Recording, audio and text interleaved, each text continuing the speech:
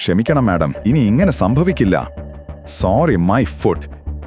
U better be on time tomorrow. ഇത് പറഞ്ഞ ശേഷം ശ്രീലക്ഷ്മി ബാഗ് എടുത്തു പോകാൻ നോക്കുമ്പോൾ ഋഷി അവളെ സഹായിക്കാനായി ചോദിച്ചു, ഞാൻ എടുക്കണോ? ശ്രീലക്ഷ്മി വേണ്ടെന്ന് പറഞ്ഞു. ശ്രീലക്ഷ്മി പുറത്തേക്ക് പോകുന്നത് നോക്കി ഋഷി നിശബ്ദനായി നിന്നു. അവൻ തിരിഞ്ഞപ്പോൾ ശ്രീലക്ഷ്മി മറന്നുപോയ ഫയൽ ടേബിളിൽ ഇരിക്കുന്നത് കണ്ടു. ഋഷി ഉടൻ തന്നെ അതെടുത്ത് അവളുടെ പിന്നാലെ ഓടി. അപ്പോൾ സോഫയിൽ ഇരിക്കുകയായിരുന്നു ശ്രീലക്ഷ്മിയുടെ കസിനായ മീനാക്ഷി. ഋഷി അടുത്തു വന്നപ്പോൾ അവന്റെ വഴി തടയാൻ മീനാക്ഷി കാൽ നീട്ടി.